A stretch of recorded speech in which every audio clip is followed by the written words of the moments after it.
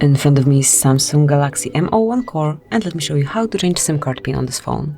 So at first you need to open the list of all apps, go to settings then, and here locate security and lock screen and security. So this tab, click on it to open. Now enroll other security settings and click on set up SIM card lock.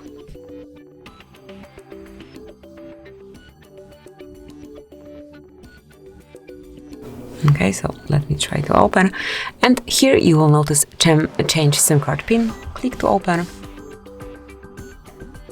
and now provide the current pin that you have. So in my case it's 1111. Tap on OK then, and provide a new one. So it can be 2580. Click on OK then, and then provide this new one again just to confirm, and OK then. And as you can see, it has been already done, so you've just changed SIM card pin. Thank you for watching. Please subscribe our channel and leave the thumbs up.